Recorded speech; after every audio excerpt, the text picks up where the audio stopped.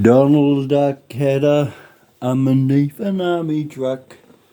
It's Dirty Duck here, and I've got my intelligent glasses on. As you can see, I've done my hair and had a nice shave for you, so I'm looking smart. And you can tell by the bench that I've cleaned up. And you say, wow, why doesn't he clean up a bit? And but then if I made it all spick and span, and then it'd look like all those other idiots. Well, they're not idiots, I shouldn't say that. How do we say it? Gut suckers, I suppose. They suck their guts in and make them out to be something else. But anyway, bit of fun. Keep it light. I wanted to show you guys and girls that my the gear stick mount, finally got it done.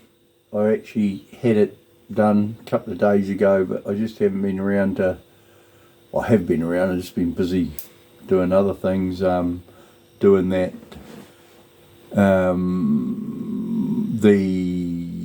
What was it? It was a 2005 Softail, which once again we thought was going to be quite a quick, simple job, but ended up being a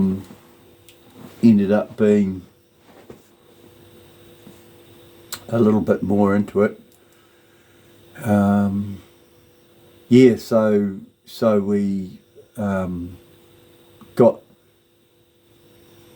the bearing race off, and then cleaned her all up and put a new seal in the output shaft. I'll do a video on that one day. It's quite involved.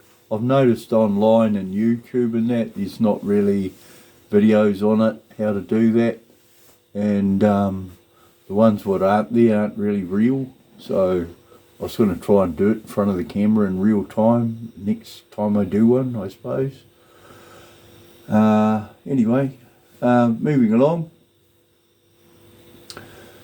Back to this, and I was going to try and not say so much.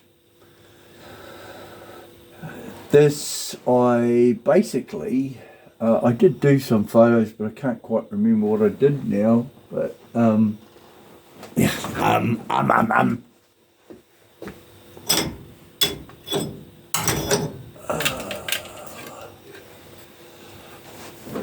So what I did the other day is basically cut through here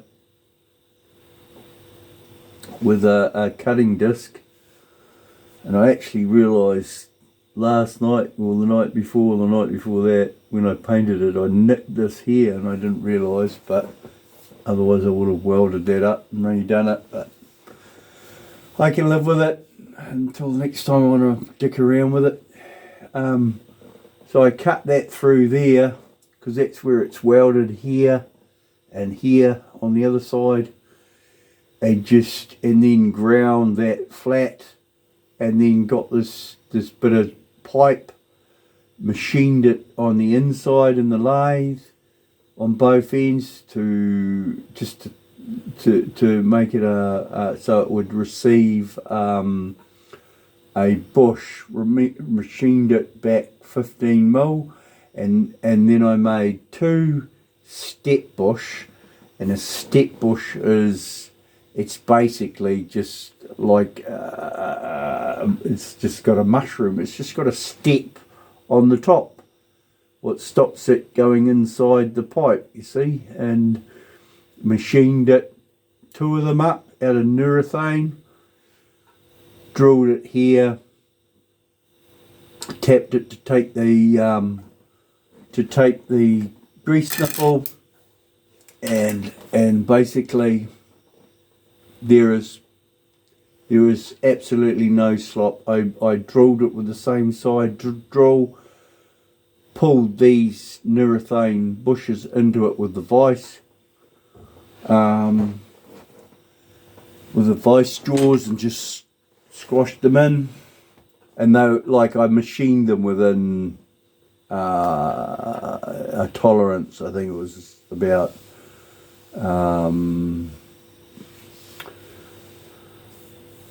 it's as close as you can get within a couple of points of a millimeter, and 0.5 or something. No, it was less than that. Yeah, no, 0.5 below. Yeah. Anyway, and then what did I do? And then when I came to put it together, this rod, I tried to put it in together last night while me and my mate were having a beer, and it just did not want to play my silly game. And then I realised it was a simple case of just putting the same drill back through, which ended up being 1/2 inch, and I just put it through the urethane bushes, and I just done it a couple of minutes ago, and bada bing, bada boom. There is absolutely no movement in that. I've pumped it with grease, and I think it may be a little bit stiff for the first 100 up and downs on the lever, you know.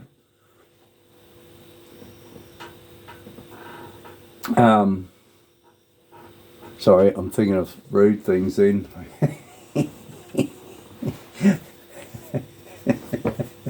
Pumping it up and down. Oh, God.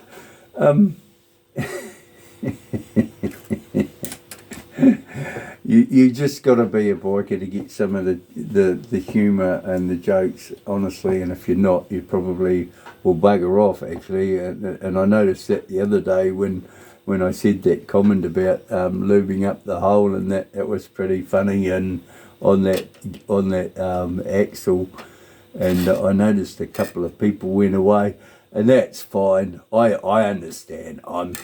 I can be a dirty and quite crude old prick, but that's just the way I am. Anyway, so she's ready to go. I've painted it, but I don't know what. It's had a bit of chemical reaction on it. You can see it here. Bit of chemical reaction, and this is the mount. These are the mounts what the foot plate go on. So just bear with me. I'll get the foot plate and show you how they go on.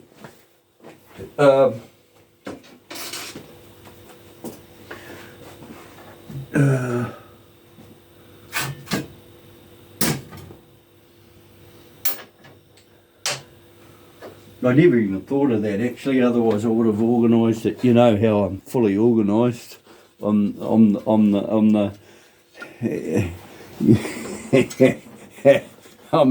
so amazing organiser. You want to see my multitasking? Oh God, I haven't even got the right bolt. I've got a different bolt. But anyway, the foot plate just goes on there like so. Yeah, like in there. And it's by the look of that, I've made it pretty tight. Jesus, I don't remember it being that tight. It obviously is, but anyway, it does go together if you're holding your mouth right, and that just sits on there. It goes in there with a couple of bolts through these, and obviously these are the little pedestals what the plate actually sits on.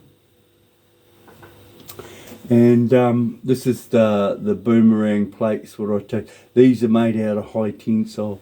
I can't tell you how much that if you ever make anything like this up, you want to use the most durable steel, and this is high tensile. I used to run a profile machine for my brother for Waratah Engineering, and we used to make I used to run the big, which is a profile machine, is a steel plate cutter, and it was again, God, the bed on it was 8 meters long by 2.5 wide, Jesus, actually it was longer than that, because yeah, anyway, it was a big machine, a computerized machine, so a lot of this stuff I used to cut out of the scrap. When I made that is doing my head in. When I had done a job, when we cut parts out of the plate, there was always places on the plate where you could cut other stuff if you wanted to, and the machine had a program. It was computerized, and it had different programs, a square and a circle, and you could put different diameters into the circle and into the outside. So it was a real handy piece of kit if you wanted to make stuff, and I was always making stuff, you see. And seeing as me brother owned the place, Dave Cochran, which was my brother, and he was, so the foreman and everything, they all sort of knew I was always doing other things, but it was sort of, well, he's the boss's brother sort of thing. So anyway, this is I didn't actually make this on the machine. I actually made these by hand.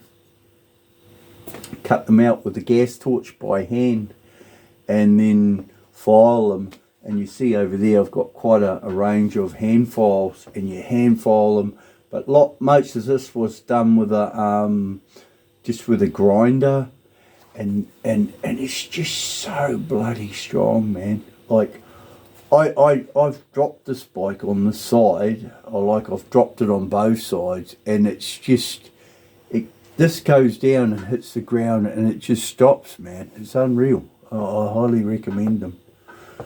Anyway, thought I'd show you that.